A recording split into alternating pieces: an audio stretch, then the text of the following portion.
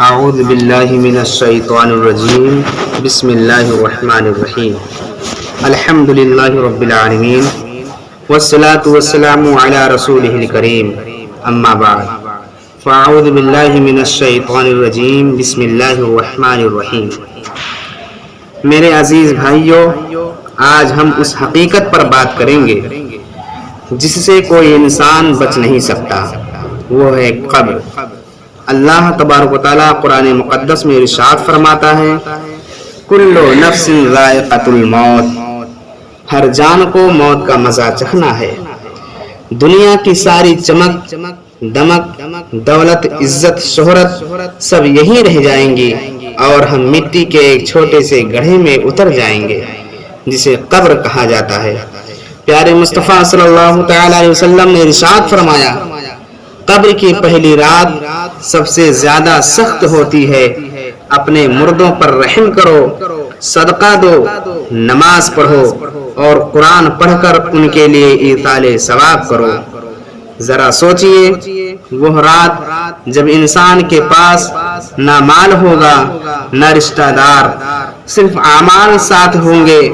اگر نیکیاں ہوں تو قبر باغ جنت بن جاتی ہے اور اگر گناہ ہوں تو آگ کا گڑھا بن جاتا ہے۔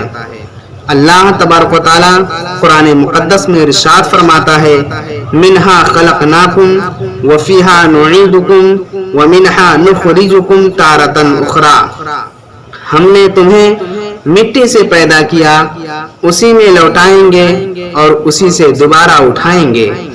یہ آیت ہمیں یاد دلاتی ہے کہ قبر ہمارا عارضی ٹھکانہ نہیں بلکہ آخرت کا پہلا دروازہ ہے۔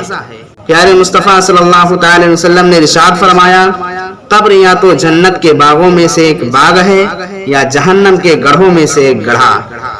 یہ اس بات پر منحصر ہے کہ ہم نے دنیا میں کیسا وقت گزارا۔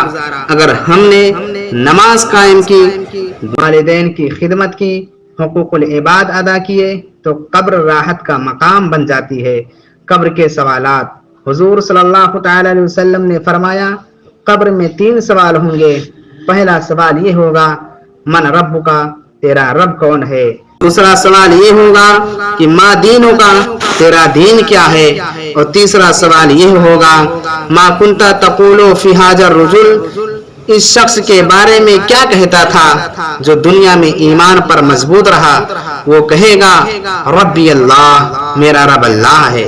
اور دوسرے سوال کے جواب میں کہے گا، دینی الاسلام، میرا دین اسلام ہے۔ اور تیسرے سوال کے جواب میں کہے گا، ہوا رسول اللہ صلی اللہ تعالی علیہ وسلم، یہ پیارے مصطفیٰ صلی اللہ تعالی علیہ وسلم ہیں۔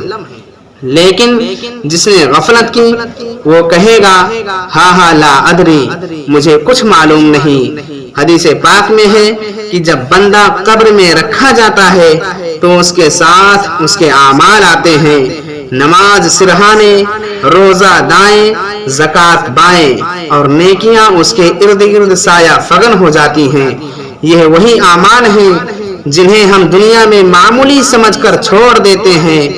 اے بھائیوں، قبر کے ادھورے سے بچنے کے لیے آج ہم توبہ کریں، نمازوں کی پابندی کریں، قرآن سے تعلق جوڑیں، والدین اور مخلوق کے حقوق ادا کریں اور دل سے اللہ و رسول کی محبت پیدا کریں۔ اللہ تبارک و تعالی ہمیں ایمان پر زندگی اور ایمان پر موت عطا فرمائے اور ہمارے لیے قبر جنت کے باغوں میں سے ایک باغ بنائے۔ آمین یا رب العالمین۔ وآخر دعوانا ان الحمد للہ رب العالمین۔ السلام علیکم۔